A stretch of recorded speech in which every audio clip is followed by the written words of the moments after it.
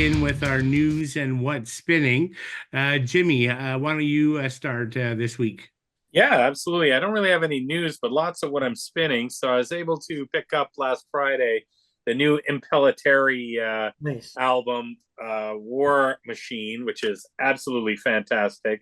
It's kind of sad it came out so late in the year because it probably will hit my top 30, but, I haven't been listening to it enough for it to really grab a spot in my top 15 or top 20. The other one I picked up, I got delivered was Hatchet. Oh, nice. The EP, which is really, really good with the covers, Human Insecticide and the Wasp Hellion, which is wicked. Leave No Soul, really, really good thrash band. Love that band. But, Black Friday's going on this week, so I was able to pick up this super cool Thin Sweet. Lizzy box set. I mean, the That's six awesome. CDs. This thing is amazing. 1976, so it comes with a really cool like all the CDs are kind of in this folder thing here, which is really, really neat. But it's the both albums released that year, which was Johnny the Fox, and Jailbreak. So what I like about this, and it's got a really cool book here too with lots of stuff in it, and That's lots, just all kinds of information. One of my favorite bands. But it's what I like about this, and they're really smart doing it. They released like CD1 is Jailbreak, the original mix. So then they have CD2 is the new stereo mix. And they did that with Johnny the Fox. So it's kind of cool because, for fans, like I always think that, a lot of bands are missing the boat when they bring out a box set like this. I always think they should put an original mix in there, disc in there. I mean, it must boost their numbers to sell. On top of that, it makes it more attractive. You get it all in one shot. I mean, I have these albums anyways, and I have them remixed from that, but it's cool to have the whole set. And then it comes with the other two CDs are like outtakes from both albums, and then they have a live in Cleveland disc as well. So for the money, it was on sale for like $80 Canadian, which it's 120, I think, everywhere's, and it's a Black Friday deal. So deal. although I'm not finding the Black Friday deals that great, I don't know about you guys, but hopefully when Friday absolutely hits, when this airs, there'll be a lot more out there. But this was one I definitely jumped on right away. So that's what I got for you guys this evening. Cool. Yeah, I never find really any deals for metal stuff, right? I mean, or it'll be an arbitrary like 10% off or something like that from a record label. But they're all in the US. So I end up paying like a fortune in border and shipping. So 10% doesn't help me. But oh well. So Jim, is that is it because of an anniversary that came out it came out it's 1976 is when it came out, so they're kind of doing the two albums came out in the same year. I love these bands in the 70s, like Motorhead had two albums, I think Bomber and another one there that they had. I used to love it when bands would come out with two albums in a year. Can you imagine? Now we have to wait usually, like if we get one within 2 years, we're pretty excited from a band, but there's back then they were just pumping them out. So it's just it was time. I mean, these are two of probably one, Jailbreak is one of probably their biggest their best selling album, and Johnny the Fox was really popular too. I mean, from that point of 74 all the way up. I mean, they had their live album as well. They were really gaining a lot of momentum, until Phil's death, obviously. But I think it's just it was time to redo these and kind of do them in this really cool box set. I think it's pretty neat. Cool. Did you notice if they have a vinyl set too? That I'm not sure. I did not notice. What I love about this is the actual size, because when I went to the record store to look at it, I was like, this thing is huge, man. I just got to be maybe some smaller albums. But no, it's the CD all set up properly. It's pretty cool. But no, I actually didn't look at the actual the album size. Well, I'm sure they must. They must have a vinyl. They would. You wouldn't just put it out on CD and not have vinyl. I assume so. Yeah, it would be kind of stupid. Yeah. All right, cool. That's it for you, Jim? That's it for me, guys. All right, Ken, over to you. Sure. So I was listening to the latest Burning the Priest podcast a couple of days ago, and Randy Burns was on it. So I thought it was interesting that he came on to talk about, his experiences recording, the Florida death metal scene. So he talked briefly about Death, Megadeth. He talked about his past, which I didn't know that he was actually in a band originally. He is a musician formerly, who I guess decided to go into music production down the road. But I thought that was kind of interesting. But he mentioned that he would like to do.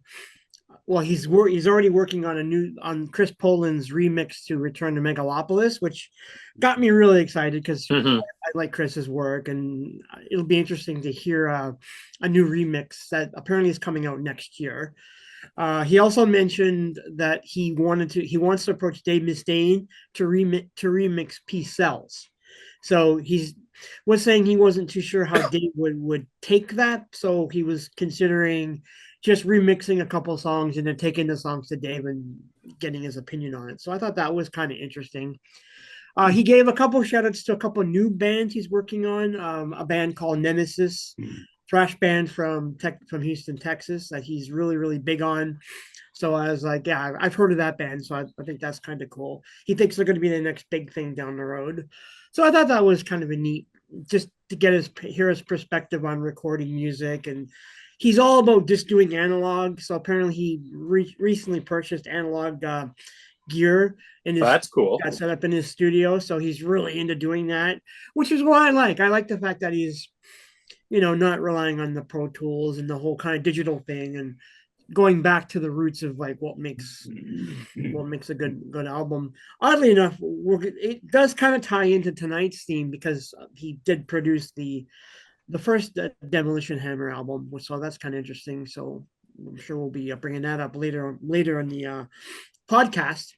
I've got his Chasing the Sun album, which is really good. I got to get Return to Metalopolis. I got to get that. Great. I have an original CD when it came out, but I'll probably buy the remix. I'm curious to see. Although, like I thought a couple years ago, they did a remaster of Megalopolis that came out 2 or 3 years ago. 2020. Yeah. Okay. Yeah. So it's kind of odd that they're doing a remix, but apparently this is a passion project for Randy. So I'm kind of excited about that. I like that album quite a bit. So it'll be kind of cool. And for what's spinning, I don't have it in front of me, but the new Body Count came out last week. Yes, I love it. Totally great. It's getting a lot of rave reviews from people. It's fantastic. There's a lot of guests on this one. So like you get Howard Jones, you get Corpse Grinder. Corpse Grinder doing death metal on a Body Count album is pretty fucking wild. I have to say. Max is on there too. Max Cavalera. Yeah. Max Cavalera and Joe Bad. Nice. And even now, although he's not credited, David Gilmour does play guitar on this album. So Comfortably Numb, apparently they approached David about covering it, and he said, okay, you guys can cover it on one condition, and I get to play guitar on it. Yep. So he came on board to play guitar. So it's fantastic. So it's like, I like it. I love the album quite. It's so nasty, and it's like, man, it's like, oh man, these guys are on a tear. The last 2 or 3 albums, they've been on a super, super tear. But yeah, if you like Body Count, I'd say check this one out. You won't regret it. You won't regret it. And that's it for me. And so, Ken, I know you brought up the your well, I was going to say hatred, but that's a strong word. You didn't generally like remixes. So being you briefly brought up a remix of one of your favorite Megadeth albums. How would you feel? I presume you wouldn't like that. No, I'm not. I'm not really big into the whole remix thing myself. Yeah, I don't know. I think it would get like a lot of I would imagine a lot of diehard fans wouldn't be the happiest about that. Probably not, but I don't know. I mean, to me personally, I don't think Peace Cells needs to be remixed. It's fine the way it is. Same here. So I don't know what Randy would bring to it. Like what would you bring new to that isn't already on that album? So I don't know. I'm skeptical. But even during the podcast, he did come across kind of like skeptical as well, because he wasn't really sure how Dave would feel for that. And But Dave did the first one, right? yeah, That got a full remix. Oh Too. yeah, Remember? yeah, I yeah, don't like it. yeah, Yeah. yeah. Okay. I'm not a big fan of it. I mean, okay, he's gonna remix Return to Megalopolis. All right, fine. I mean, I'll still I'm curious to hear it. So I mean, Look, Killing Is My Business was a rough album, but yeah, you gotta, like, in their catalog, you gotta have that sort of genesis of where they started. If you're just gonna polish, and that's great, they polish it up as well. That's why I like, if he's gonna release it, like they released it with the new artwork. I didn't even like that. I mean, the old artwork was kind of campy too. But yeah, if you're gonna release it, if they want to release it with an original copy, so new people buying it get a chance to listen to what we listened to as teenagers when we put it on the first time, and yeah. let them make the decision. That's what I think. But I like, remix, and I always get suckered into them because I just want to buy another album, Megadeth album or whatever. Yeah, I know what you're saying, Jim. I get your point. Hmm. If you're a collector, you just want to have. Oh, I'm a completist. Everything. Like, yeah. Yeah. I get it. I mean, I bought all the Iron Maiden remasters, and there's no need to do that, But I agree with Billy when Billy says when they remaster. I like it if they'll remaster, like if they change the artwork a little bit, like they did on the Testament album. That's cool. But I don't like it when they put like remaster or remix. Like, like don't put it on the front of the artwork. It dilutes it. Yeah, I know what you're saying. I would agree with what you. Yeah, I would. Creator did that on all their. Yes. Yeah. Yeah, it's not. I don't know. I wouldn't do it either. I'd keep that off. You want to keep the artwork as pure as possible, right? Yeah. I would think. But, no. Well. Look at us, three cranky old guys upset about the word remaster on our CD. That's funny. Okay, cool. So I'll do news items. I got a couple items here. Hopefully I'll make it through. Just recovering from a cold here, so I might get into a coughing fit. But one piece of news that came out yesterday that I've just been thinking about nonstop is the announcement from Forbidden. So I think many folks know that Chewy, Dan Monograin from Voivod, has been helping them out. So that makes sense. Like he's got time, so he's been doing lots of shows with them. But they said he's going to actually be a key contributor to the writing on the next album. So I kind of find that interesting, right? Because, he was a perfect fit to replace Piggy, who has a really unique, like, riffing style and lead style. And he's very proggy and, like it just seems to like I would love to know what a Forbidden album is going to sound like as a key writer. I'm so curious. Like how could his style not come through? Like is the Forbidden going to sound like a new Voivod album? That would be wicked. Maybe. And I think Chewy's like one of the main writers on all the recent Voivod albums. Yeah, he is. Yeah. But it's not uncommon to do two bands. I mean, he can probably easily do two bands. It's not he's so versatile. Burning it up. What's that? He's so versatile too. Yeah. I don't know. Like, maybe it is easy. Like, I'm not being a musician myself, like a guitar player. Like, can you just switch? Like, turn off my Voivod like light and put on like a different light, or I don't know how it works. I think he can because he's very gifted. Yeah, he's very artistic. He's a very talented guitar player. So I don't see why he can't. Yeah. No, you might be right. But yeah, it just makes me curious to hear it. So apart from the new vocalist, now to hear the Chewy will be interesting. So the other item today is going to mention Coroner. So we've yet to do a Coroner podcast, so we got to rectify that at some point. That might be my next pick when it's my turn around. Nice. But they just announced a North American tour. The opening slot's going to go to Deceased. They're hitting March 2025, Canada and USA. So I've actually been fortunate enough to see Coroner a few times recently, and they're still fantastic these days. So highly recommend catching them. But I was looking at, I'm very familiar with some of the US and Canadian venues. They're incredibly small. Like the Philly one is actually like a bar, not Mhm. even a concert venue. wow. So if anyone's looking to attend these, and even the Canadian ones are all like tiny venues. They So got a Toronto show, Billy? yeah, they're doing Toronto, Montreal, and Ottawa. Where are they playing in Toronto? Did it say? Yeah, Toronto, they're doing Velvet Underground. Oh yeah, that's really small. That's really tiny. Oh yeah, yeah, Montreal, yeah. they're doing the Piranha Bar, Wow. which again is a bar. And then Mhm. like Philly, where I used to spend a lot of time seeing shows, they're doing a place called Johnny Brenda's, which is like a club. It's funny because a Canadian band, the OGs, they're still going today. Total mind blank. Um, we're not big fans of them. They're from Toronto. Reiner, the drummer. Oh, you're talking about Anvil. Yeah, Anvil. Yeah, yeah, Yeah, yeah. we're not a fan Anvil of those. plays. Yeah.